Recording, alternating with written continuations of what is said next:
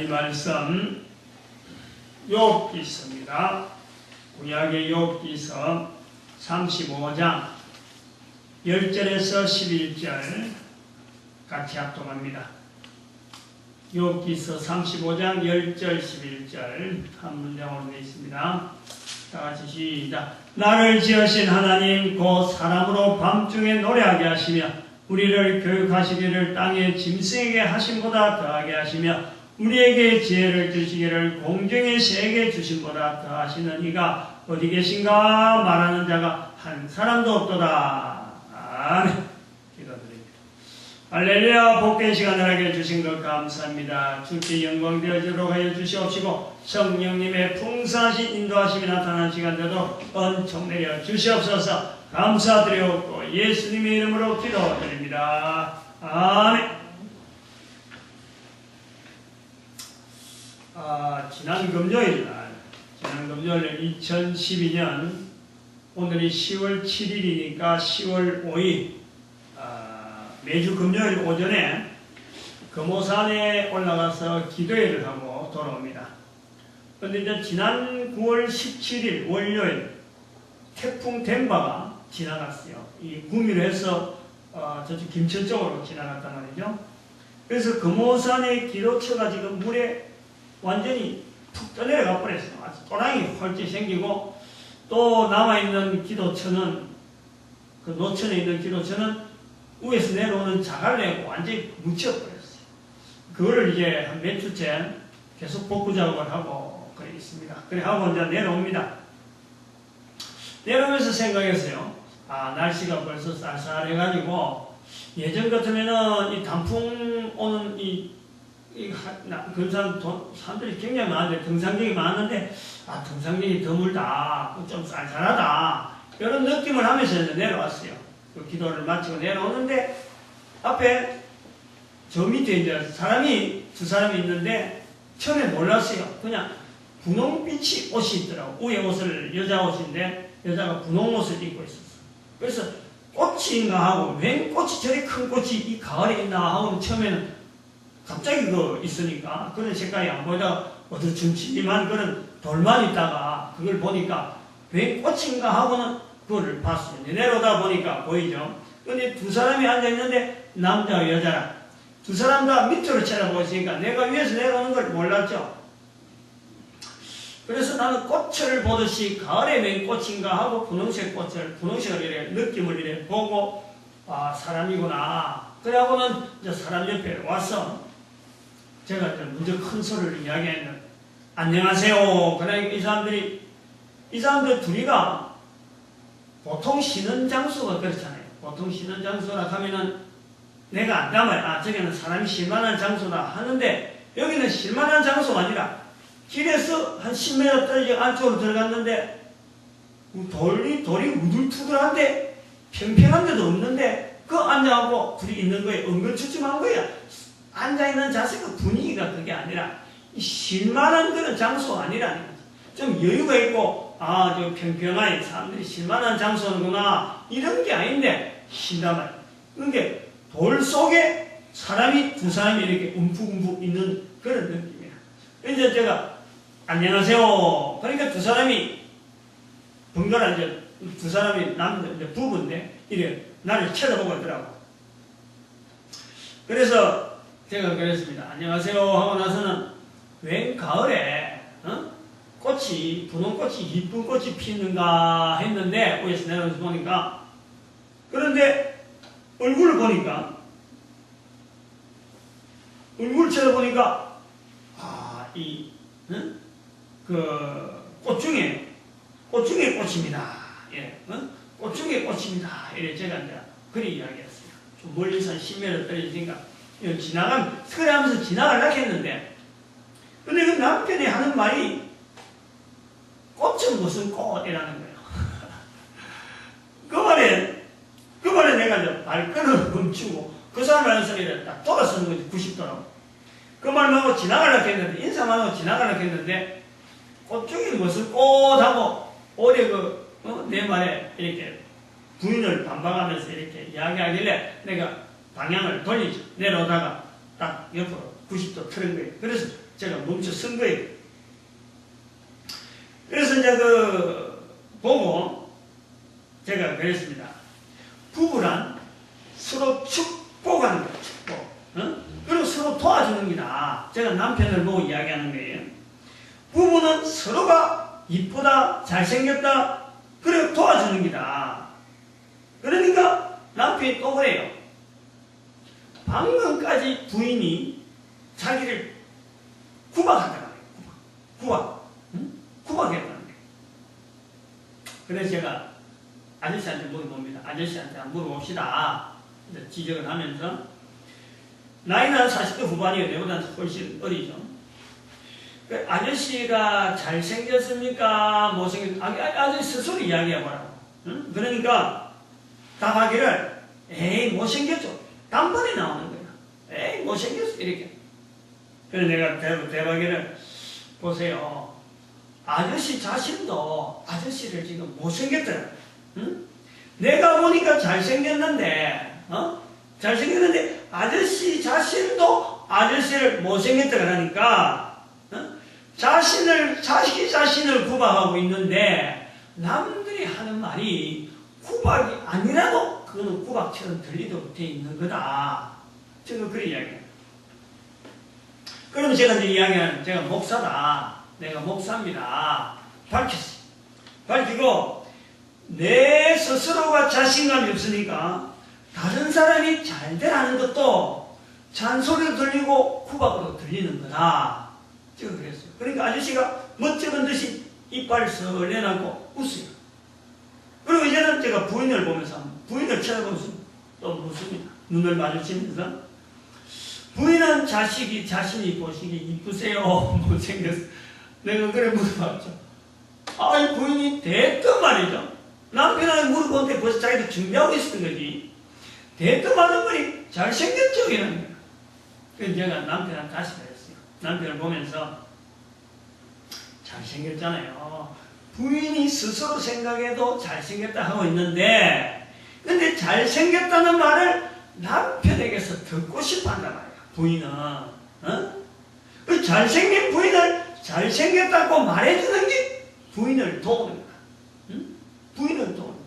그 부부는 서로 도우는 관계야. 잘생긴 부인이 생각해도 잘생겼다 그러는데 이걸 세상에서 잘생긴 부인을 옆에 두고 잘생긴 부인을 잘생겼다고 말해준 사람이 세상에 누가 있어? 남편 외에는 없는 거예요. 근데 남편이 말을 안 해준단 말이에요. 그게 답답한 거지. 그 소리를 듣고 싶어서 남편한테 하는 말이 남편이 듣기에는 구박처럼 들린다. 그래. 이 부인이 섭섭해서 하는 말인데 그걸 남편이 구박으로 알아들으면 되냐? 칭찬해주고 잘생겼다고 하라. 그러니까 이제 두 사람이 키가 아주 키가 아마 그림으로 그리면 키가 크게 해갖고 눈이 동그랗게 지금 날 쳐다보고 있는 거예요. 그래서 제가 다시 한번 했습니다. 부부는 서로 축복한다. 축복해야 된다. 부부가 축복하는 것을 서로 축복하는 것을 아이들이 듣게 해야 된다. 아이들이 듣고 그리고 아이들을 축복해야 된다. 그러면서 제가 하나 더 물어보자고 했습니다. 하나 더 물어봅니다. 축복할 수 있는 말이 있어요? 이랬어요. 축복하는 언어가 있느냐? 축복하면 딱 나올 수 있는 말이 있느냐? 이렇게 물어보니까 둘 다 입이 딱 다물어버리지. 입을 해 열고 지금 귀가 쫑기라고 나를 쳐다보고 있다가 입이 딱 다물어지는 거예요. 입이 할 말이 없는 거예요. 그래서 제가 말합니다. 평생 살아오면서 한 40년, 50년 살아오면서 어떻게 하고 많은 말 중에서 축복하는 말 한마디 없이 살아오느냐. 저거 그 이야기 지적을 했죠. 부부에게 축복 못하니까 가장 가까운 부부에게 축복 못하니까 다른 애에게 아이에게 어떻게 축복하고 이게 다른 사람들에게 어떻게 축복하는 말이 있을 수 있겠느냐. 그래 부부는 축복하는 관계다. 그래서 그러니까 남편이 또 말해요. 부부 축복한다는 말 하니까, 부부는 서로 축복한다는 말 하니까, 또 방금도 아내가, 이 여자가 말이야, 나를 구박했는데. 이 구박이라는 걸, 그날 내가 남편 입에서 3번인가 4번인가 들었어요. 그럼 말끝마다, 아내하고 말끝하면은 구박하는 아내로 딱 인식이 되어 있는 것 같아요. 구박이라는 말을 또 하더라고요. 그래서 제가 답했죠. 왜 축복을 못하고 자신감이 없느냐? 그러면은, 제가 이제 부부가 두 사람 다 나를 쭉 들어봤어요. 왜 부부가 서로 축복 못하고 왜 자신감이 없느냐? 여기서 설명을 해줄게 하고는 내가 딱 말을 하는데 아주 뭐 눈을 빠르게 뜨고 있더라고.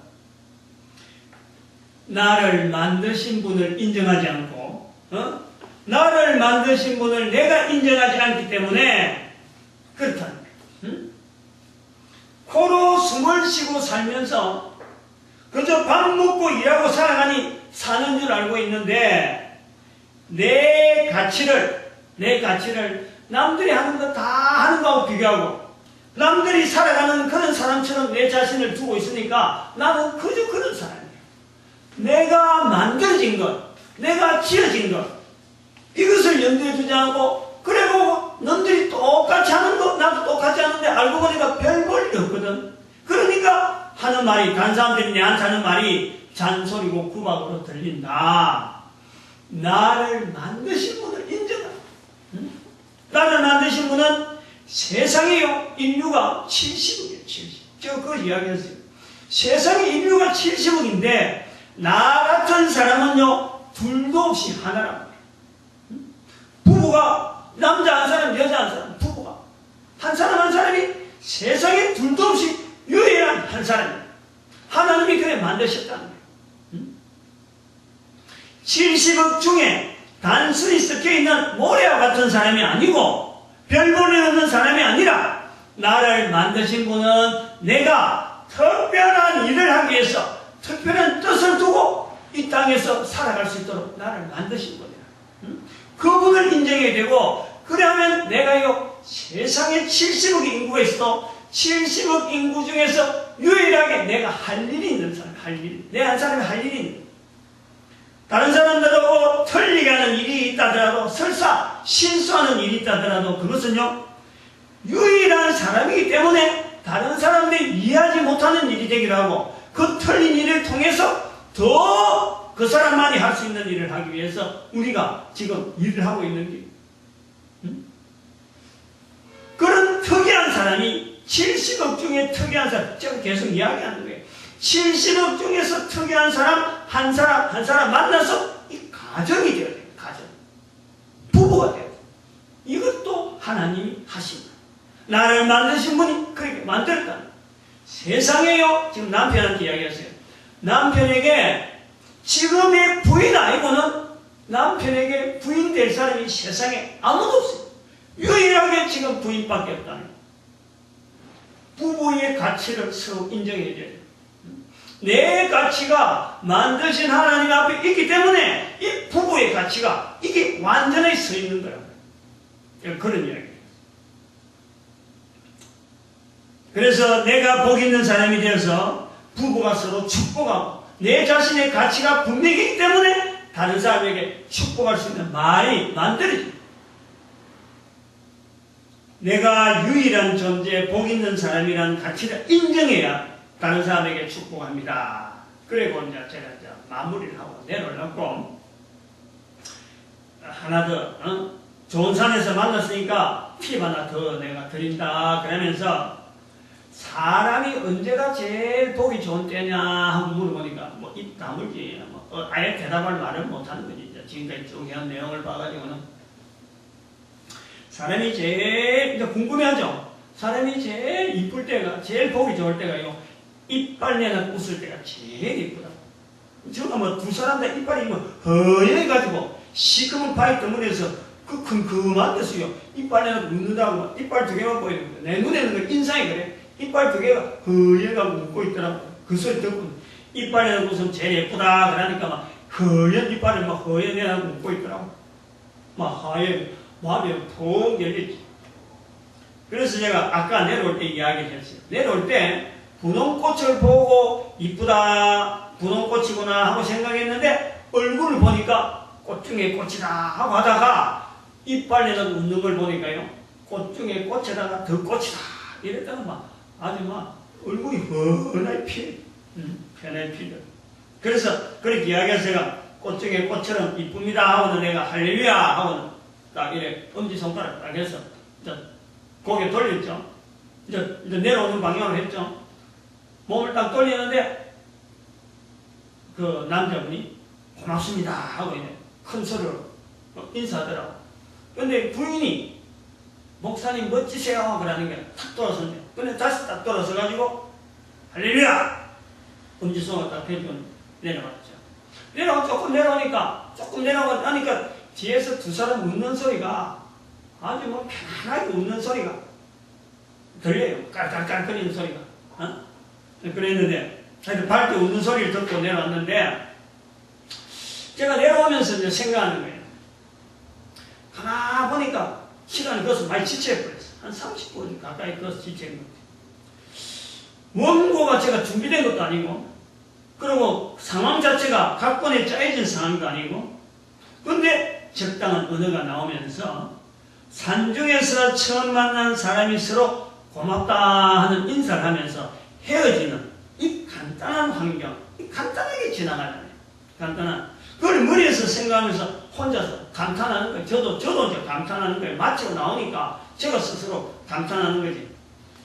어떻게 내가 이런 말을 할 수 있었을까? 내가, 제가 이 원고를 적을 때 제가 생각하는 거예요. 그 당시에는 산에서 내려올 때는 이런 말 하는 거를 이렇게 생각 안 했는데, 원고를 적으면서 생각하니까 제가요, 청년대가 되기 전에만 해도 아주 쑥맥이었다는 거야. 말 한마디 제대로 못했다니까, 내가. 어벙벙한 거고, 마음에 있는 표현을 제대로 못하는 거예요. 거의 대부분 다 그렇잖아. 특히 경상도 남자들. 부모들한테 내 의견을 이야기할 만한 시간도 없고 환경도 없고 토론할 수 있는 그런 것도 없었는데 교회 가도 항상 이렇게 말을 제대로 못해갖고 늘 이렇게 내 표현을 내가 제대로 못하는 그런 걸 내가 늘 느끼는 거예요. 부정한 걸. 발표할 기회도 없었는데 그런데 이제 지금 새삼스럽게 이렇게 하니까 그 비교가 되더라. 그러면서 한편으로는 이런 말도 산에서 기분 좋을 때 낯선 사람을 만나는데도 잘 나오는데 사실 이런 말이 잘 안 나올 때가 언제냐. 제가 이제 그 사람 입장을 생각하고 내 환경들을 생각하니까 가장 어려운 상대, 가장 축복되고 좋은 말이 나오기 어려운 상대가 누구냐? 이게 제일 자주 만나는 집안 식구들이에요.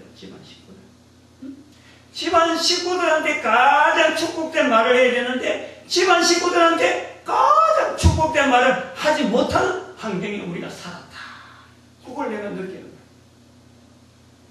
제 자신도 당장 아들 부부가 생각나고 작년에 결혼한 아들 부부 생각나고 그 재작년에 결혼한 또 딸 부부가 생각나면서 아들 딸한테 내가 이렇게 편안하게 아들이라고 딸이라고 막 이렇게 편하게 축복을 그렇게 많이 못했다 하는 느낌이 들고 또 제일 가까운 사이지만 부부간에 그 제일 먼저 축복이 되는 자리를 항상 설정을 해뒀는데 일상생활 전체가 축복의 언어가 나올 수 있는 그런 상황이 아니니까 이 축복의 언어가 항상 잠재되어 가요. 그리고 적당히 나타낼 때를 만들어내지 못하는 이런 축복을 일시적으로 사람이 몰랐을 적에 편안할 때는 이렇게 내둘 수 있는 이런 언어가 잠재되어 있음에도 불구하고 늘 만나는 부부에게는 이 말을 잘 못하더라는 거예요.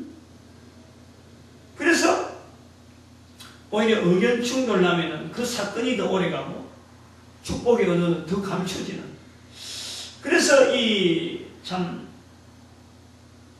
제일 가까운 사람이 들어야 되는 축복의 언어가 제일 어색한 언어가 되어지는 이 축복의 언어가 되어지는 거예요. 세상에서 이렇게 살림살이 하다가 축복하려고 하면요 이게 무색하는 거예요. 이게 좀 어색하다.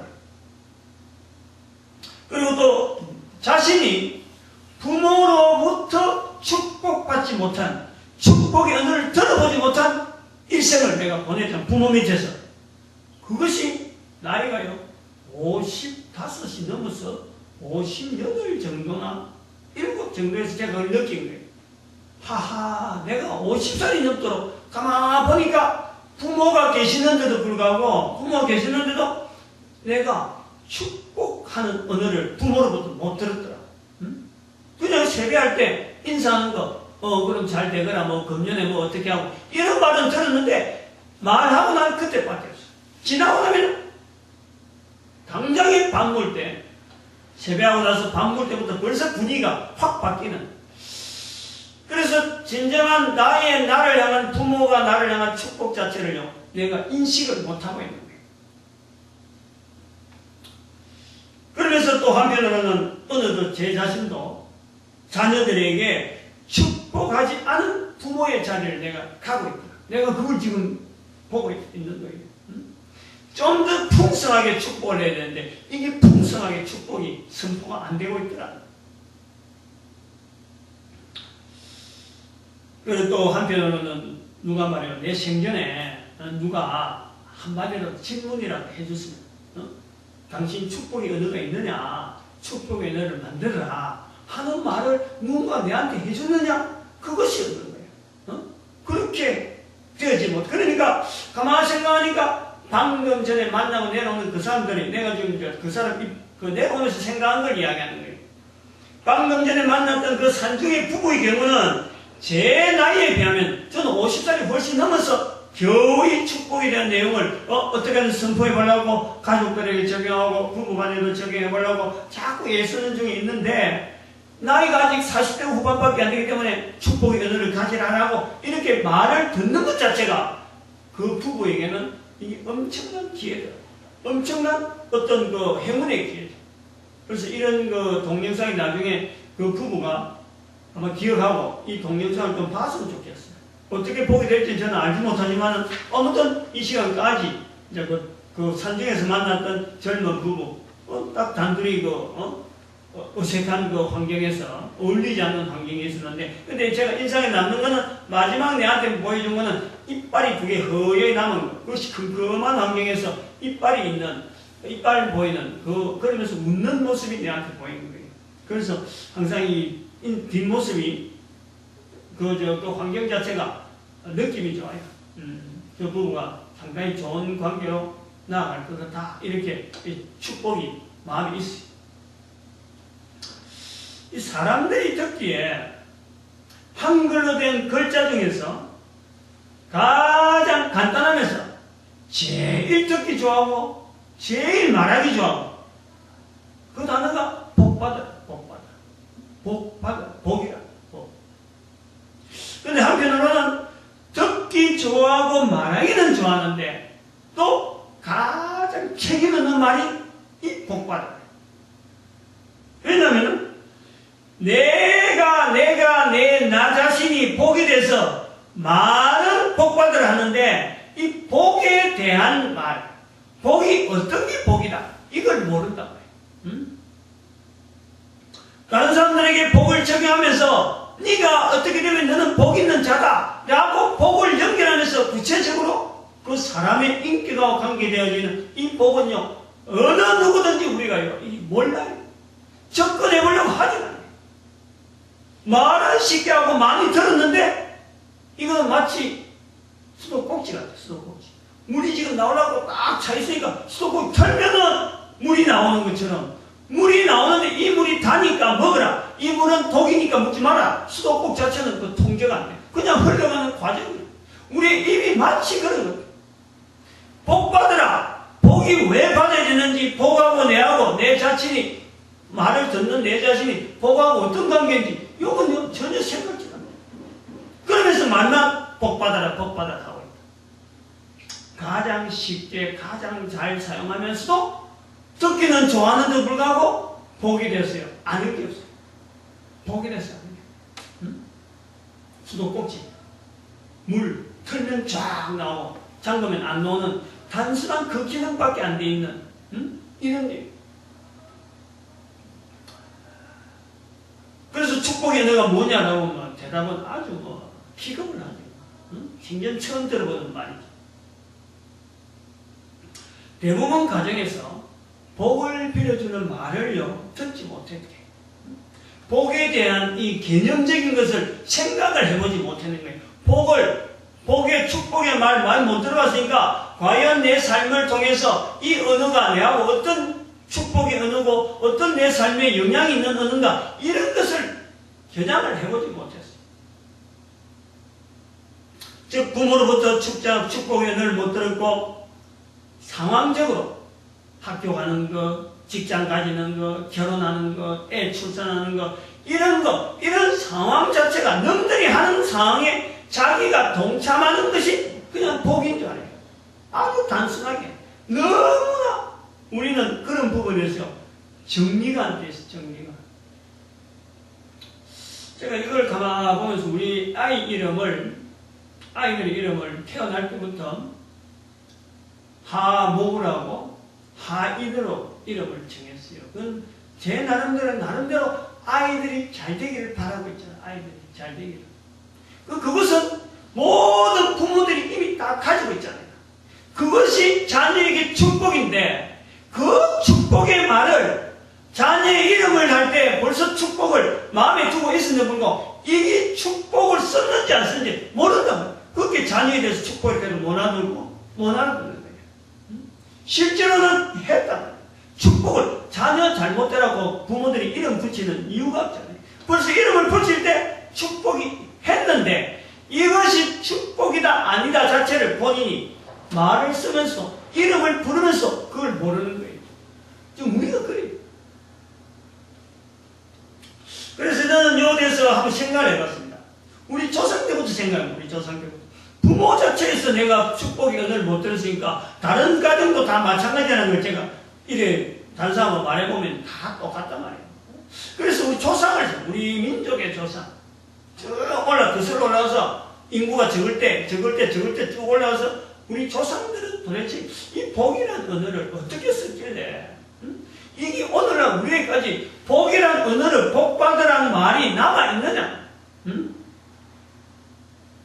어떻게 우리는 축복의 언어를 모르면서 불구하고 복받으라는 말이 계속 남아있느냐? 우리 민족 가운데 우리 언어 속에 이게 있느냐? 가장 좋은 말로 알고 제일 쉬운 말로 알고 듣기 좋아하는 이런 언어로 남아있느냐? 그런데 축복이라는 것을 모르게 돼요. 모르면서 어떻게 이 언어가 남아있느냐? 여기에 대해서 제가 의문이 생깁니다. 복을 도대체 무엇을 알았을까? 우리 조상들은. 분명히 처음에 말 나올 때는 이게 복이 뭔지 알았을 텐데 나중에 이것이 이제 두 가지 싹 빼버리고 가장 간단한 단어만 딱 남아있는 거예요. 복 받아라 하고 그것만 쓰는 거예요. 언제부터라고 했는데도 따지기 힘들지만은 어쨌든 간에 첫 조상에게는 우리 민족의 첫 조상에게는 이 복이 뭐다 하는 걸 분명히 알고 있을 때가 있어요. 그래서 복 받으라는 것이 나쁜 의미라고 하면은 나쁜 의미가 만약에 이 좋은 의미로 지금처럼 사람들이 듣기 좋아하고 이런 게 밖에 쓸 리가 없고 분명히 좋은 의미였는데 이 좋은 의미로 있었던 내용이 뭐냐? 복 받으라 복의 의미 그 내용이 뭐길래 우리 조상들에게 남겨져서 우리가 지금 그렇게 듣기 좋아하고 말하기 좋아하는 언어로 남아있느냐? 요거에 대해서 제가 한번 생각을 해본 거예요. 만약에 말이에요. 이런 생각도 해봅니다. 만약에 우리들 말에서 복받으란 말이 가장 쉽게 사용하면서 가장 듣기 좋은 말로 알고 있는데 근데 지금은 뜻을 모르고 있다. 의미를 모르고 있다. 근데 이 뜻을 알게 되었다면 안다고 하면 어떨까? 정말 이 복이라 우리 민족이 가지고 있는 이 복받으라 하는 이 말 복에 되어 있는 이 말 뜻을 우리 민족이 지금까지 모르고 있어도 이 정도인데 만약 이 내용을 알게 됐다면 우리 민족이 장차 어떤 민족이 되겠느냐 하는 것을 한번 제가 생각을 해본 거라고요. 지난주 그 10월 3일이 수요일입니다. 10월 5일이 금요일이고 10월 3일이 수요일이고 10월 3일이 우리가 잘 알다시피 개천절입니다. 개천절인데 10월 1일까지가 9월 30일이 추석이 되니까 9월 28일, 9월 30일, 10월 1일 2박 3일 동안이 연휴였거든요. 그러면 10월 2일은 징검다리로 해가지고 또 10월 3일이 추석이 아주 개천절이 되니까 공휴일이 되니까 완전히 다른 사람들은 다 뭐 참 연휴 보내는 스케줄에 막 아주 골머리를 썼겠죠.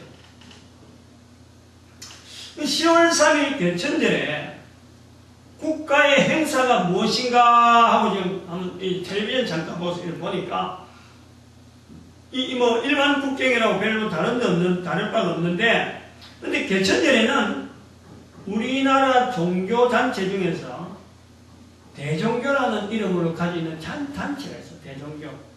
안동이나 뭐 이런 거 지방 그 좀 소위 말하는 유교 형태가 있다라고 하는 데서 주로 이 좀 맥락이 유지되어 있는 대종교라는 단체가 있어요. 그 대종교에서 집례하는 이 개천절 제천 행사, 하늘에 제사 드리는 제천 행사, 제천. 충북 제천이라는 이름이 있지만 이 제천 행사가 바로 이 대종교에서 집례를 한단 말이에요. 그래서 보니까 그 강화도에 많이 산에서도 하고 뭐 곳곳에서도 지역마다 이렇게 하는 걸 텔레비전에 이렇게 비춰주더라고요. 참 그런 거 보면서 우리나라 참 그 국경일을 보면은 참 묘하다 하는 아주 특이한 우리나라입니다. 4월 초벌, 음력 4월 초벌 되면 석탄일이 있죠. 이 종교적이잖아. 불교. 또 개천절 되면은 대종교가 또 이 집례를 하는, 이 대종교, 이 종교. 성탄절 되면은 또 기독교. 아니, 전 세계에요. 이런 종교 이름으로 가지는 국경일은 없어요. 없어요. 근데 개천절 같은 경우는 대종교가 이걸 받아오는 어떤 이유가 있죠. 요거는 우리나라의 10월 3일이라고 하는 이 개천절이 어떤 국경일로 잡히게 되어지는 연휴 가운데 이 대종교가 역할을 했어요. 역할을. 이제 임시정부, 상위 임시정부 시절에 가야 되는 거예요. 민족을 단합시켜야 된다 하는 이런 어떤 움직임이 있어갖고 임시정부에서 대종교가 가지고 있는 우리 민족의 고유한 하늘에 대한 제사 드리는 거, 이거를 우리 민족이 살려야 된다. 아마 그거는 어찌 보면은 그 당시 상위 임시정부니까 요즘 국내에는 일본 사람들 밑에서 있기 때문에 여기는 지금 기독교 힘으로 3.1운동이 막 일어나고 기독교 힘으로 일어나니까 여기에 대한 반항적인 그런 자세로 상위 임시정부가 아마 그런 것을 인정했는지 모르겠어요. 어쨌든 그것이 인정이 돼가지고 이 대종교를 통해서 역설되어지는 내용은 백제, 고구려, 신라, 더 위에 올라간 부여, 그래서 고조선부터 쭉 내려오는 우리의 역사 흔적에 하늘에 제사 드리는 제천 행사가 여전히 있었는데 우리 민족이 이 제천, 하늘에 제사를 드려야 된다. 하늘에 제사를 드린다. 이것을 우리 민족이 유지해야 된다. 이것이 상위 임시정부에서 받아들여진 거예요. 받아들여져가지고 10월 3일이 특별히 음력 10월 3일을 주장을 했는데 이것이 이제 넘어오면서 1949년에 국회에서 개천절을 국가 공휴일을 정하면서 이 상위 임시정부부터 내려오는 그 정통성, 그리고 이 정통성이 또 고구려 신라 백제로부터 그 더 위에 올라가서 고조선까지 내려오는 이런 절차들을 인정을 하는 우리 국가의 하나의 처음 시작이면서 이걸 동일하게 모든 우리 한반도 전체를 통일시키는데 중요한 어떤 이슈가 될 수 있다. 이래가지고 그것을 국회에서 받아들이는 과정에서 10월 3일은 음력인데 음력 자체가 왔다 갔다 하니까 그걸 양력으로 막 변화시키는 10월 3일이라는 숫자가 의미가 있다. 이거는 우스부터 계속 내려오는 거니까 언제부터 제정됐다는 건 없고 이 계속해서 10월 3일에 신라, 백제, 고구려들이 다 이걸 그날 지키고 있고 그 후에서부터 계속 지키고 있는 이 전통이 있으니까 10월 3일 자체에 대한 이 날을 우리가 준수해야 된다 해서 음력 10월 3일을 양력으로 바꿔서 우리에게 개천절이 되어진 거라고.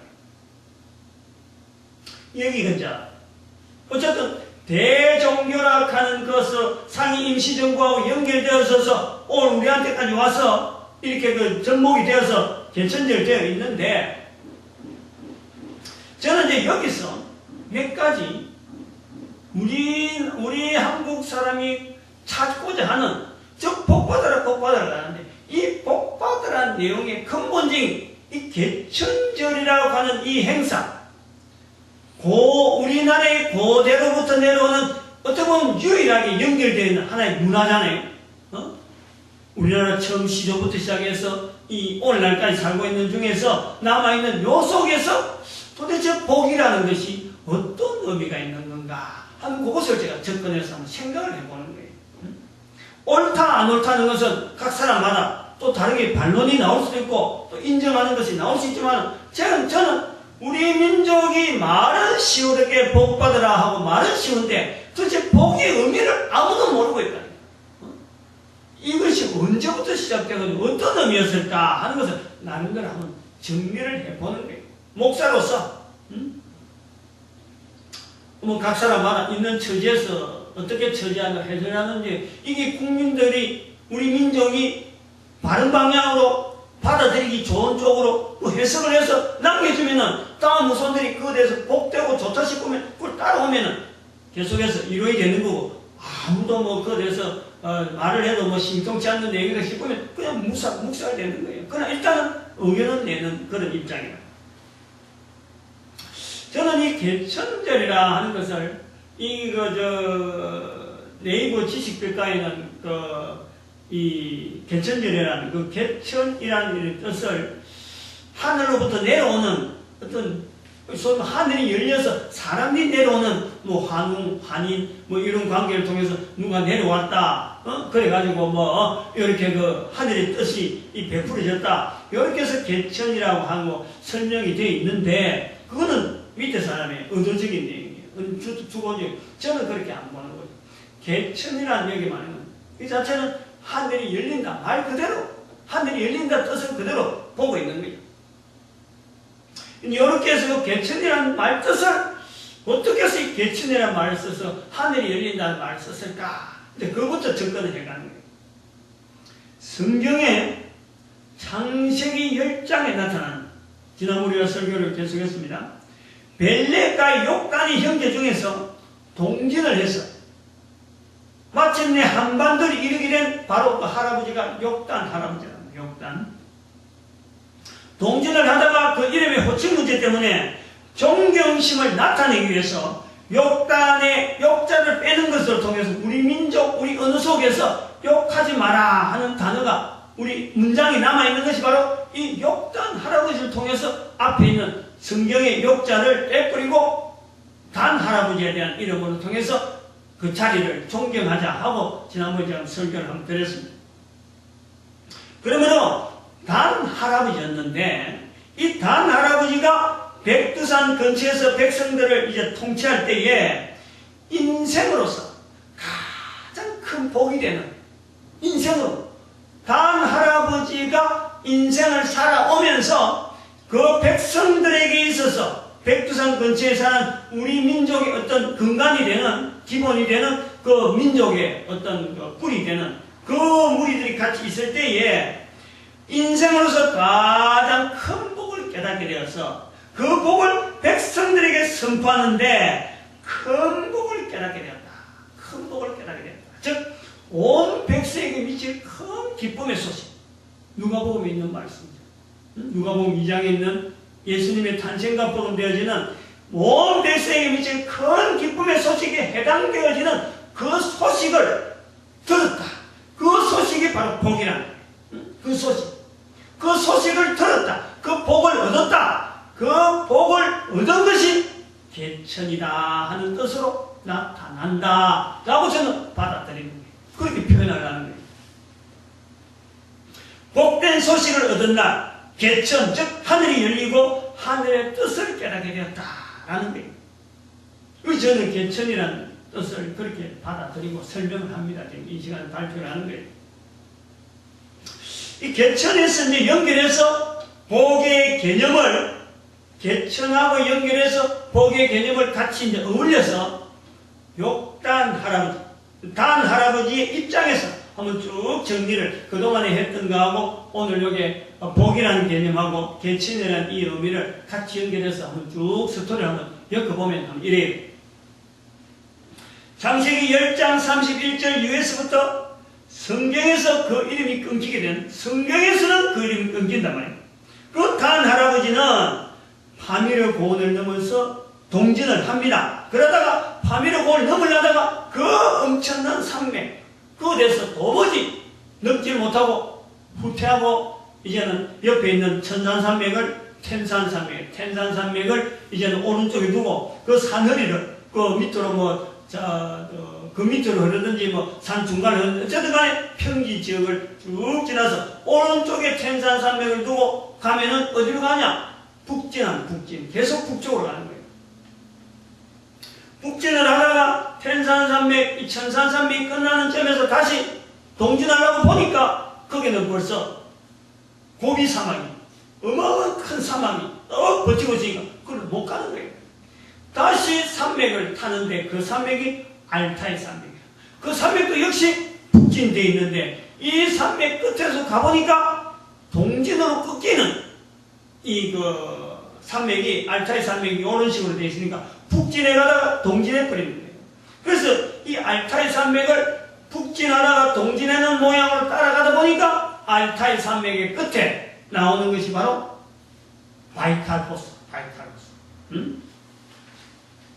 이 바이칼 호수를 만나게 돼가지고 바이칼 호수에서 단 할아버지는 이미 그때는 세월이 오래 지나고 벌써 지구 두 바퀴를 돌 정도로 세월을 지나고 연륜을 지나고 그렇게 자손들도 막 가면 갈수록 자꾸 불어나고 그러다 보니까 군주적인 그리고 이 많은 군주가 그동안은 갈 길이 외길이라서 산맥을 끼고 이렇게 갈 수밖에 외길이라서 같이 뭉쳤는데 넓은 평지 바이칼 호수가 보니까 이렇게 많은 인구가 같이 가다가는 덕보다도 실이 많겠다. 아마 그것을 결정이 됐죠. 흩어져라. 각자 흩어지게. 그게 벌써 소련 쪽으로 더 저쪽으로 가는 게 있고, 바이칼 호수 왼쪽으로 가는 게 있고, 그 다음 밑으로 남쪽으로 해서 중국 쪽으로 바로 가는 사람들이 있고, 그 다음에 또 계속 동진하다가 또 백두산 쪽으로 가는 쪽이 있고, 그 다음에 또 북쪽으로 해서 시베리아 저쪽으로 해서 알래스카 쪽으로 건너가는, 그래서 인디안 계통, 그 다음에 저 밑에 내려가면은 남미까지 내려가는 그 인종이 우리의 같은 어쩌면 그 욕단 할아버지의 아들들 중에서 그런 사람들이 계속 되어진 12아들이고 13아들이고 10아들. 그 중에서 각각 흩어지는 그런 형태를 우리가 보는 거죠. 그래서 어쨌든 이 가장 본진이라고 할 수 있는 이 단 할아버지의 무리, 그 본진에 해당되는 이 할아버지는 백두산 부근에 정착하는데 백두산에서 정기적으로 아주 중요한 거예요. 백두산에서 있어가지고 유일하게 어른이잖아요. 그리고 고향에서 바벨 평지에서부터 익혀져 있는 조상으로부터 내려오는 제천 행사라는 거예요. 제천 행사. 아주 중요한 거예요. 본 것이 없고 들은 것이 없으면 할 수가 없는 거예요. 이 제천 행사가 무슨 행사냐? 성경에 있는 노아 할아버지가 바로 셈, 함, 야벳으로 내려오는데 셈이 바로 장자거든. 장자 밑으로 내려오면 바로 이 단 할아버지가 나온단 말이죠. 에벨에서부터 셈에서부터 아르바사 밑에서 에벨, 당군 단 할아버지하고 노아 할아버지는요, 사실은 어떻게 같이 살았을 수 있어요. 같은 연대로 서로 보고 있을 수가 있다니까. 오래 사니까. 노아 할아버지가 굉장히 오래 살았습니다. 그런 연륜에서 이 단 할아버지가 동진에 와서 백두산에 왔지만은 고향에서부터 늘 하던 하나님 앞에서의 제사 드리는 이 내용이요, 남아있는 거예요. 이걸 우리가 알아야 돼요. 우리가 성경에 있는 내용을, 성경 자체가 이스라엘 민족 역사에서 무조건 배척할 것이 아니라 이 성경에 있는 단 할아버지에 걸어가는 걸음에서 우리 민족이 남아있는 왜 제천이라는 행사를 하늘에 제사 드리는 거예요. 하늘에. 그 제천이 그냥 단순한 하늘이 아니고 바로 노아 할아버지가 창세기 8장이죠. 8장에. 창세기 8장에 있는 그 방주에서 나와가지고 바로 그것을 하나님 앞에 제사 드린다 하는 내용이 있어요. 그런 내용이 노아로부터 계속 연결해서 셈으로부터 장자니까 장자 셈으로 내려오다가 욕단 할아버지가 여기 와서 본 것이 없고 아무도 인사를 안 왔는데 바로 익혀진 몸에 익혀진 어릴 때부터 본 것, 그것을 보여준 거예요. 복을 나타낸 거예요. 그래서 제천 행사를 굉장히 중요하게, 즉 이 제천 행사를 중요하게 여길 수밖에 없는 것은 지금 욕단 할아버지는, 단 할아버지는 고향에 멀리 있는 떨어지는 벨레 형과의 관계를 생각하는 거예요. 형과의 관계. 저는 이 부분을요, 제천 행사라고 하는 이 내용을요, 하늘의 제사라고 하는 이 내용이 굉장히 경건해서라 생각해요. 사람들이 아마 단 할아버지가 그 제천 행사를 하면서 아마 보여줄 수 있는 모습 중에서는요, 가장 경건한 모습으로 나타내지 않았겠느냐, 그래 봅니다. 왜냐하면 지구의 두 바퀴를 걸어왔잖아요. 지구의 두 바퀴를 걸으면서 멀리 바벨 평지에서 이 한반도 백두산에 이르렀는데 이제 고향에는 갈 여력이 안 돼. 지구 두 바퀴를 걸어서 그동안에 세월이 얼마나 지났으면 그걸 걸어왔는데 다시 돌아갈 여력은 없잖아요. 그 당시 출발할 때는 있는지 없는지 모르고 왔다니까. 와보니까 살아있는 거예요, 지금 자기가. 그런데 오면서 얼마나 힘들었겠어요. 그 참 삶의 사투죠, 삶의 사투. 무엇보다도 형 벨렉이 동진을 포기하자 했을 적에 포기하자 했고 바벨로 돌아갔을 때 형은 돌아갔는데 동생은 형이 돌아감에도 불구하고 형을 떠나면서도 이 길을 왔다는 거야. 그 당시 하나님에 대한 신앙, 하나님 앞에서 이 동진을 해야 되는 어떤 사명감, 요거 하나만 가지고 형을 떨어지면서도, 형제 둘이 있는 중에서 형을 떨어지면서도 이 길을 택해왔는데 만나는 과정에서 어려운 일이 생길 때마다 형에 대한 그리움이 얼마나 많았을 거예요. 잘못 온 건 아니며 이게 내가 실수하는 건 아니냐, 어떤 참 인생에 정말 어려운 일이 있어갖고 결정할 때 이게 내가 이게 뭐 하자고 일하는 건가, 돌아가고 싶은 마음은 있는데 이제는 돌아갈 수 없는 상황이 가면 갈수록, 세월이 가면 갈수록 못 돌아가니까, 길이 자꾸 멀어지니까. 그래 왔을 적에 그 고통들, 결단, 끝까지 나가야 된다 하고 왔는데 결국 바이칼 호수를 결국 만나게 되고 그것을 평안을 얻고 힘을 얻고 이제 결국 동진에 계속하다가 백두산까지 왔잖아. 그리고 오면서도 가족들이 어디 안 죽겠어요? 가족들은 죽어가는데 자기는 제일 은혜 약하면서 살아있는 거예요. 이런 것을 우리가 생각하면서 이제 그 할아버지가 그것을 생각한다는 것이, 이 떨어진 형 벨렉에게 제일 하고 싶은 말이 뭐냐면, 아마 전하고 싶은 말이 아니겠어요. 자기가 살아있다. 이 형도 번연하고 아우를 대해서 생각이 얼마나 있었겠어. 벨렉이 욕단이 가서 살았는지 죽었는지 이 안부가 얼마나 궁금했겠어. 가족이 혼자도 아니고 그 수많은 가족들 다 어찌는지 궁금했을 거 아니야. 그런데 안착돼 보니까 형에 대한 그리움, 그러고 알려서 길이 있으니까 온 길로 오면은 만날 수 있다 하는 이런 그리움이 있을 거예요. 만날 수 있는데 못 만나는. 그런데 유일하게 형과 동생과의 관계에서 통할 수 있는 우리가 형제였다 라고 알릴 수 있는 내용은요, 뭐가 있겠어요? 그게 바로 제천이라는 거예요. 제천. 하나님 앞에 제사 드리는 이것이요, 형과 벨렉 형과 동생 욕단이 떨어져 있으면서도 이것 하나 가지고 서로가 동질이가 형제 되어지는 거예요. 요걸 확인할 수 있으니까 이 제천 행사를 얼마나 엄정하게, 얼마나 신중하게, 그리고 아마 이 제천 행사를 하면서 고향에 대한 그리움으로 아마 통곡의 시간들도 있었을 것이다. 보고 싶겠죠. 얼마나 보고 싶겠죠. 얼마나 보고 싶겠죠. 참, 우리가 이 개천절하고 10월 3일을 기억할 수밖에 없는 이 어떤 날짜를 음력인데도 불구하고 이 숫자를, 10월 3일이라는 숫자를 남기는 어떤 이런 내용을 보면요, 참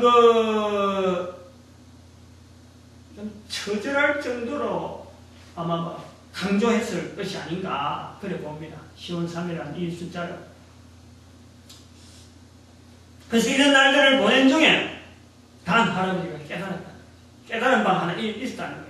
뭐 첫날부터 제사 드리니까 바로 툭 깨달은 게 아니고 고민하고 한 해 보내고 제천 행사를 하면서 깨달은 것이, 자신으로 하여금 이렇게 먼 길을 두고 가족들로 떠나야 되고 형제하고 떠나야 되는 이런 고통이 있었음에도 불구하고 자신으로 하여금, 그리고 단 할아버지와 그 일행의 가족들에게 임무가 있더라. 주어진 임무가 있더라. 일거리가 있더라. 이렇게 떨어질 수밖에 없는 이런 환경을 주고서도 하나님께서 떨어지게 만드신 하나님의 편에서 볼 때 주어진 일이 있더라. 요걸 깨달았다는 거예요. 요거를. 그 깨달음이라는 것은 지금까지는 동진하는 가운데는요, 하나님께서 여기 가면은 분명히 복이 있을 것이다, 땅에 충만하라, 번성하라, 땅을 어떻게 참 다스리라 라고 하는 이런 내용, 창세기 8장에 있는 말씀, 노아에게 있는 말씀, 그 말씀을 축복을 하고 계속 걸어왔는데, 여기 와서 보니까, 동진해 보니까 단순하게 땅에 충만하는 것만은 아니더라는 거지. 땅에 충만하는 것을 하고 왔는데 땅에 충만해 보니까 더 큰 어마어마한 어떤 자신을 향한 하나님이 하신 일에 대해서 깨달은 거예요. 그렇게 후회하지 않고 다시 돌아가야 되지 않고, 역겨운데 이거 아무것도 아니다 싶어서 돌아가면 돌아갈 수 있을 텐데 기억하라도 여기에 있어야 된다 라고 하는 그 땅에 대한 여기까지 온 것에 대한 분명한 의미를 단 할아버지가 깨달았기 때문에 그 깨달은 바가 하나의 복이라는 거예요. 복. 그래서 그 깨달은 바가 뭐냐니까, 사람들로 하여금 그 복된 것을 사람이 서로 축복하고, 사람과 사람은 서로 축복하고, 사람 사이에서는 우리 인간들이 서로 유익한 관계가 되어야 된다. 홍익인간이 되어야 된다. 홍익인간. 서로에게 복을 비는 인간관계. 인간을 만드신 하나님께서 개인에게 허락되어지는, 욕단 할아버지가 허락된 게 있다면 벨렉이 허락된 게 있고, 벨렉 가족 중에서 허락되는 개개인이 또 허락된 게 있으면 욕단 할아버지의 한 사람 한 사람의 가족들에게도 그 다 허락된 일거리가 있다. 한 사람 한 사람에게 고유한 일거리가 하나님께서 주셔서 우리를 하여금 살게 하셨다. 요걸 깨달았다. 요게 복이라. 이루었다. 깨달았다. 그래서 하늘이 이뤘다. 큰 지혜를 얻었다. 온 인류에게 미친 큰 축복의 선포. 요게 바로 개천이다 라고 보는 거예요. 여기 보는 거예요. 요렇게 알아가고 우리 민족에게 덕이 되는가 하면, 덕이 되지 않고 해가 된다면요, 이건 없어져야 되겠죠. 그러나 요걸 몰랐을 때보다도 알았을 때 우리 민족에게 덕이 된다면 이거는 따라가야 돼요. 유지를 해야 돼요. 계속 보완을 하면서 이 방향으로 나아가야 된다. 저는 그래 봅니다. 이 내용이 한민족의 4,300여 년 지금 뭐 2012년이니까 4,300 얼마나 그러는데 제가 생각 금방 안 되네. 2333년에다가 2012년도 하면 4335년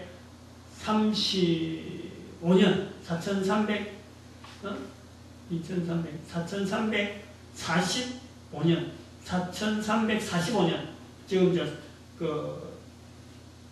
개천하고부터 시작해서 지금 개천절부터 시작해서 지금 개천절을 10월 3일을 하는 의미가 바로 2333년이라는 숫자를 의미가 있으니까 아마 한 것 같아요. 더 하면은 이렇게 개천이라고 한 10월 3일을 이렇게 날짜 정하는 그 단 할아버지 입장에서 그보다 더 오래 전에 이미 이 땅에 와 있을 수 있는데 그때부터 계산해서 2333년 아마 여기에 남아있는 것 같아요. 그래서 지금 4345년 현재 이제 그래 보는데 저는 여기서 볼 때 긴 역사를 거치면서 4300년간에 되는 이 긴 역사를 거치면서 욕하지 말라 하는 말만 남겨진 채로 왜 욕하지 말이 남았는지를 우리는 모르면서 쓰고 있는 우리 말에 의원이 있듯이 복 받으라. 복이 가장 좋은 말로 우리에게 남겨진 언어가 있는데 복의 내용은 모르고 지금 우리가 쓰고 있는 거예요. 똑같은 의지와 의원을 같이 두고 있다. 단 할아버지에게 우리가 두고 있다는 거예요. 그런데 이제는 지금까지 걸어왔으면은 이제는 복이란 말을 축복이란 말을 익혀야 된다. 때가 왔다. 그냥 지금까지 왔으니까 앞으로 가자는 게 아니고 지금까지 왔지만 이제부터는 알고 나가자. 알고 복의 의미를 알고 나가고 축복의 말을 익혀야 된다. 개인이 다 축복의 말을 가지고 있어야 된다. 이거예요. 마냥 뜻도 모르는 채 복받으라는 말만 하는 시대는 이제 끝이 됐다. 왜냐하면 우리 한민족으로부터 조상 때부터 내려오는 그 복이 곧 전 세계 인류 생활, 인류를 향해서 복이 되어지는 선포해야 될 민족으로 우리는 오래전에 조상으로부터 그 사명을 받았다. 온 인류에게 미친 이 좋은 소식을 우리는 가지고 있는 민족으로 지금 우리가 단 할아버지의 그 개천의 행사에서 우리가 이제는 익히 선포가 됐다는 거예요. 이제부터 이 시간부터 2012년 10월 7일 이 시간부터 선포가 되는 거예요. 계속 이제 다른 사람이 듣게 되는 거고. 이 복의 선포는 지금의 개천절에서 보이는 단군 할아버지를 향하는 제사가 잘못됐다라는 것을 인정해요. 개천절의 대종교가 지금까지 몰라서 단군 할아버지를 대상으로 제사했다면은 이제부터는 이게 잘못되었다. 그야말로 제천이다. 제천. 개천이라는 말을 우리가 쓸 수는 있지만은 그 행사 자체를 제천이라 할 때에는 하나님에게 향하는 천자를 바로 하나님이라는 그 인격체를 우리가 이어서 제천을 해야 된다. 제천 행사를 하는 개천절로 우리가 봐야 된다. 이래 봐요. 개천절은 단 할아버지에게 드려야 되는 제사가 아니고 단 할아버지를 통해 이곳의 나라를 건국하게 하시는 허락하신 하나님 하나님 천. 즉 성경에서 노아 할아버지가 제사드린 그 제사와 연결된다. 제가 이 성경을 기록해놨는데 창세기 8장 20절, 21절, 22절 세 절이 연결되어 있습니다. 그래서 개천절의 제천 행사는 이 제자가 제사할 때 제자입니다. 제사. 하나님에게 제사한다. 여기 바로 한자로 우리가 그 뜻을 그냥 단순히 천자를 하늘천 해갖고 이게 이렇게 했는데 이게 아니에요. 제천은 바로 하나님을 인격체로 한 천자. 요걸 우리 국민들이 익혀요. 그래서 개천절 행사는 성경에 나와 있는 내용을 모방을 해가지고 우리가 다시 드려야 되는 그 형태로 우리가 나아가야 된다는 개천절의 절기에 참으로 고구려 신라 백제 그 앞에 부여 뭐 이 마한 진한 뭐 이렇게 또 우리가 사군이 있는데 아무튼 이 여러 가지 그 정통성을 유지하려는 유일하게 10월 3일이 서로 간에 다 이날이 제천 행사라는 걸 다 인정을 하고 받아들인다는 그게 우리 민족이 하나 되어지는 데에 아주 중요한 구심점이 있으니까 10월 3일을 국회에서 개천절로 삼는 거예요. 만약에 백제는 따로 고구려는 따로 막 이랬더라면요 국회가요 그걸 동의하지 못해요. 절대 그런 건 둘 수 없는 거예요. 그런 의미에서 상위 임시정부에서 넘어왔던 그 대종교의 그 역할이 있었다. 그 역할을 지금 인정해 주는 거예요. 우리 국가에서.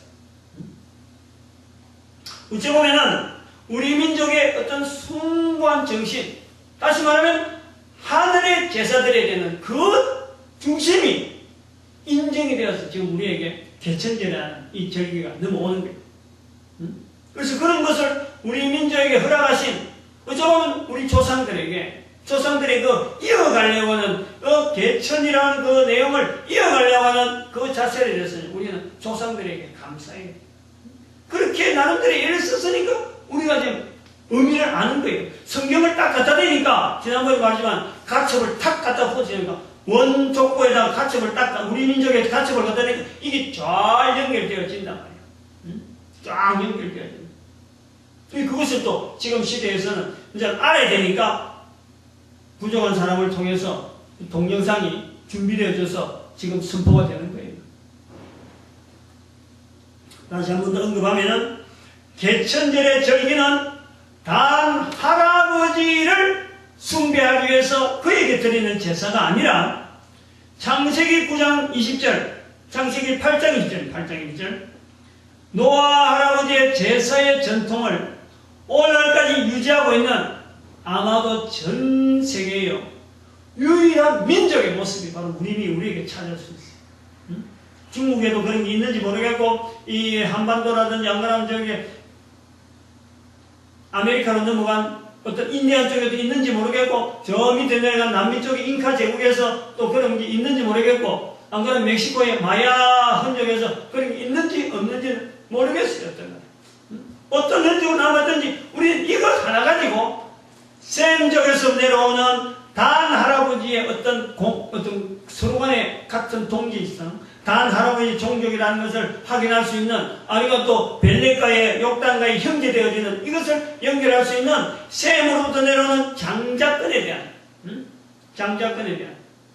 그게 나중에 아브라함이 성경에 하나님 앞에 제사 드리는 이런 모습이 나올 때 이것이 바로 우리가 가지고 있는 것하고 연결되어진다.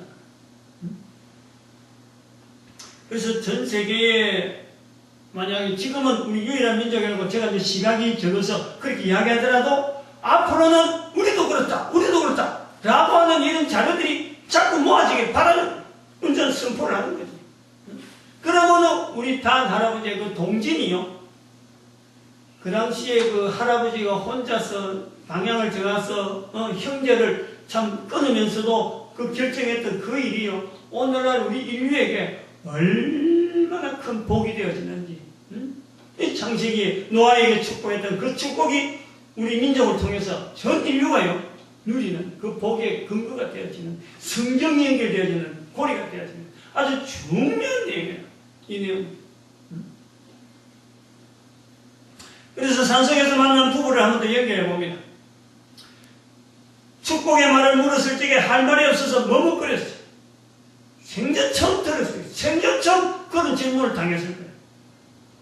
축복의 말을 준비하지 있지 않았다고 해서 하나님께서 만드신 인간 자체가 아닌 것이 분명히 아니죠. 그것도 인간인 거예요. 축복의 말을 못한다고 해서 인간이 아닌 것이 아니라는 거예요. 인간이지만은 하나님의 축복을 누려야 되는 인간이지만은 하나님께서 만드신 것을 제대로 깨닫지 못하는 수많은 인간들 중에 한 사람일 수 있어요. 이것을 우리가 보면은 70억 인류가 다 그렇게 하나님의 축복을 누리는 중에 살아간다고 고백을 한다면, 다 만약에 모든 인류가 다 하나님의 축복과 우리가 살아갑니다 라고 그렇게 말한 중이라면 그런데도 불구하고 축복의 은혜가 없다면 그럼 병신이라, 병신. 병신이랍니다. 근데 대부분 사람들이 모르고 있기 때문에 우리와 같은 먼저 깨달은 전도자가 필요한 거예요. 전도자가 있어요. 먼저 깨달은 자가 있어서 깨달았다고 자기만 입을 씩 다무는 게 아니고 가만히 있는 게 아니고 계속 입으로 내뱉어야 돼.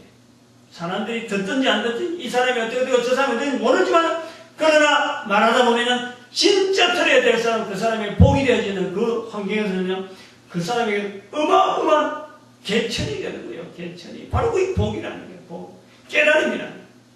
그 한 인간 중에서, 한 인생의 삶 속에서요, 그런 거 하나가 딱 주어질 때요, 이거는 두고두고 그 인생 전체를 바꿀 수 있는 어마어마한 사건이 되어지는 거예요.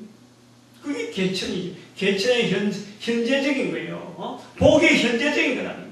멀리고 가서 복이 뭐냐 이런 게 아니라 내 인생에 살아서 내 인생 전반에 걸쳐서 가장 복된 길이 되어지는 어떤 하나의 사건이 만나지고 그 사건에서 내 인생의 무게를 딱 달아볼 수 있는 그런 것이 내한테 있느냐 없느냐. 어찌 보면 삶의 분명한 사명이죠. 사명. 그런 게 있느냐 없느냐. 복이란. 물론 저는 그런 생각이에요. 그 부부에게 복을 주고자 성령 하나님의 섭리로 그 시간에 저에게 입이 그렇게 열린 거예요. 저는 그래 보는 거죠. 그러나 듣는 부부는 그 시간을 통해서 그 인생 전체가 어떻게 변할지는 저는 가늠을 못하는 거예요. 그거는 당군 할아버지처럼 그것이 깨달음이 되어서 참 인생에 당군 할아버지 같은 그런 어마어마한 일을 할 수 있는 부부가 될 수가 분명히 있죠. 받아들이기 따랐잖아요. 개천으로 받아들이냐, 안 그러면 개천에 있는 돌처럼 뭐 그냥 툭 던지느냐, 그거는 본인이 할 일이에요. 오늘의 본문의 성경 말씀, 천만이 나오는 말씀. 욥기 35장 10절에 나를 지으신 하나님, 딱 저리 끊겨요. 뒤에 설명이에요. 이 나를 지으신 하나님, 말하는 자가, 성경에 기록한 자가 나를 지으신 하나님이란 표현을 한다는 거예요. 이 말하는 자가 나를 지으신 하나님을 표현하는데, 이렇게 말하는 이 당당함, 저는 이걸 보고 제가 이 본문을 한번 본 거예요. 어떻게 우리는 말이죠, 수많은 인간들이 지금 현재 살고 있는데, 우리 민족이 살고 있는데, 여기서 이런 당당함이 없느냐. 우리 민족은 당당할 수 있는데 어떻게 하나님 앞에서 나를 지으신 하나님이라 하는 이런 말을 우리 민족은 왜 못하냐. 여기 보면 한 명도 없다 그랬어. 나를 지으신 하나님이라고 맨 밑에 계신가 말하는 자가 한 사람도 없구나. 우리 민족의 모습, 우리 민족. 그래서 본문을 연결해요. 앞으로 이 본문하고 몇 번 더 해야 될 그런 내용을 계속 가지고 있는데, 어디 몇 번까지 갈지 모르겠습니다만, 바로 우리 이 당당함을 우리 한 사람, 우리 민족 한 사람 한 사람이 가지기 바랍니다. 우리 국민들 한 사람 한 사람이 가지기 바랍니다. 인간을 만드신, 인간을 지으신 하나님, 나를 만드신, 나를 지으신 하나님. 그 나를 지으신 하나님을 말을 한다는 것이, 나를 지으신, 내가 지금 있잖아요. 그 나를 만드셨던, 나를 지으셨던 이 하나님이 분명히 계시는데, 지어진 인간이 이 말하는 게 그렇게 어려운가? 도대체 왜 그러냐 말이야. 왜 이 말을 못하냐? 이걸 어렵다 그러고 생소하게 느끼는 우리 민족, 바로 우리 이웃, 이 말씀을 듣는 우리 한 사람, 바로 당신 직접 본인.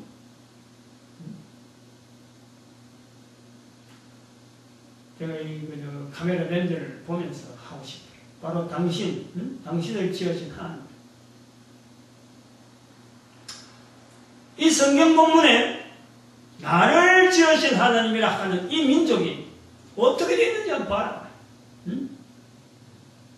그동안 앞에 설교, 그 다음에 이스라엘의 어떤 여러 가지 내용을 이야기했는데, 인류 역사 가운데 지금 2000년, 우리가 2012년인데 AD 70년에, 지금 AD 우리가 2012년인데, AD 70년에 나라가 망했어요. 국가 존재 자체가 2000년이 지나는 1945년까지 없었어요, 이스라엘. 1945년까지. 그런데 우리나라가 강복하는 해, 같은 해, 우리보다 석 달 빠르는 1945년 5월에 독립을 선언합니다. 독립을. 2000년간 사용할 수 없던 그 이스라엘 이름을 당당하게 사용합니다. 당당. 나를 지으신 하나님이라 하는 그 민족의 힘이 그렇다는 거예요. 그 당당하게 사용하던 1945년 동안 나라를 뒀다가 불과 지금 한 70년밖에 안 지난 지금의 전 세계 금융이요. 바로 이 민족에게 지금 다 있는 거예요. 전 세계 금융이 유대인에 의해서 움직인다는 것을 지금 인류가, 70억 인류가 다 인정한다. 이런 자리에 있다는, 이런 자리. 나를 지으신 하나님이라 부르는 이 자리가요, 얼마나 당당하고 얼마나 힘이 있는지를 우리가 한번 연결해 보는 거예요. 비교해 보는 거예요. 바로 우리가 써야 되는데. 우리 민족의 첫날이라 하는 이 개천절에 우리 민족의 자리를 창세기에 나타나는 노아의 제사 자리를 해서 노아 할아버지에게 연결해보면은 우리가 만약에 이 개천절을 노아 할아버지 연결해보면요 기가 막히는 내용이 나온다니까. 간단하게 우리가 볼 때 이스라엘은 그 조상을 아브라함까지 갑니다. 아브라함까지 갑니다. 근데 우리는 아브라함보다 앞이에요. 앞에 아브라함보다 벨렉이 아브라함의 5대종만 그래요. 5대종과 6대종 그렇죠. 그러면은 이 벨렉하고 단 할아버지가 같단 말이에요. 훨씬 빠르잖아요. 아브라함보다. 벨렉에서부터 아브라함의 10대조예요. 아브라함의 10대조에 해당되는 게 바로 노아입니다. 노아. 그러면 벨렉에서도 5대조밖에 안 가는 거예요. 단 할아버지부터 5대조밖에 안 가는 것이 바로 노아 할아버지. 노아. 우리가 걸로 간다니까 어마어마하게 빠른 거예요. 성경을 가지고 우리가 이거 다른 사람 나라라고 할 만한 거야. 우리가 어제 성경을요 이기 우리 민족이 붙잡아야 돼. 하나님께 주신 족보란 말이에요. 우리 민족하고 연결되어지는 족보란 말이에요. 족보. 다른 민족은 이걸 무시하고도 우리 민족은 그러면 안 되는 거예요. 우리 민족을 연결할 수 있는 어마어마한 책이라니. 이게 뭐 서양에서 나왔다고 함부로 무시하고.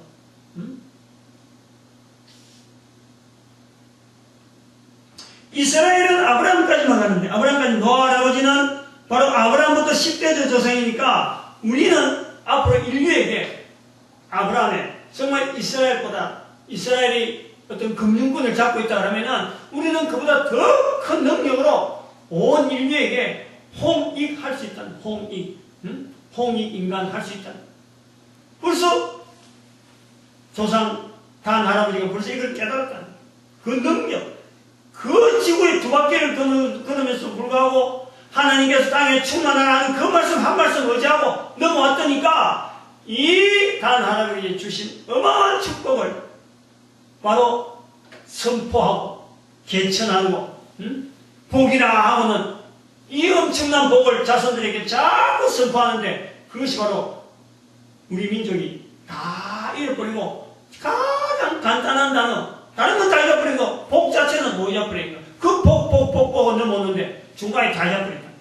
그걸 지금 이 시간에 지금 해석하고 다시 살리는 거다. 이거예요. 저는 그렇게 생각합니다. 저는 적어도 향후 앞으로 천년은 아까도 말씀하셨지만 하나님의 놀라우신 배려로 단 할아버지가 백두산 근처에서 나라를 세우게 하신 그것을 우리가 분명히 인식하면서 살 수 있는 그 힘으로서 살 수 있는 것이 되어지고 그리고 또 두 번째는 그 뒤에 5천년을 이 한반도에서 유일한 민족 단위로 보호되게 하는 아주 특이한 승리 그것이 또한 우리가 앞으로 우리 후손으로서 두고두고 힘이 되어지고 그 다음에는 우리가 이것이 이제 사용할 때가 된 거예요.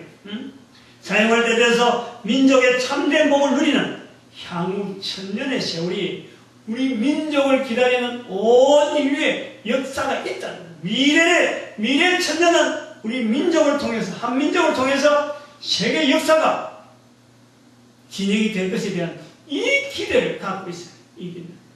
그러므로 온 계류와 민족이 나 개인의 가치를 깨닫고 또한 가족의 참된 가치를 이 피차간의 확신을 지켜주면서 축복의 은혜를 자꾸 익히고 온 민족이 전 인류를 복되게 하는 우리 한민족의 사명 앞에서 개인은요 충실히 준비해야 돼요. 충실히. 그래 봐봐야 60년 70년 밖에 못 살아요. 시간이 짧아요.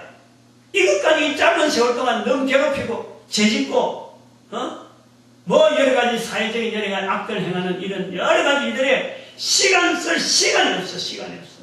응? 온 인류가 지금 천년을 우리를 기다리고 있는데 이런 후손들을 만들기 위해서 한 사람 한 사람이 사명을 가지고 단 할아버지가 개천에서 그 통곡하면서 감격하면서 하나님 앞에 감사하는 그 복 우리 모든 민족이 다 그걸 소망하고 바라보고 나아갈 수 있기를 바랍니다. 기도합니다. 할렐루야.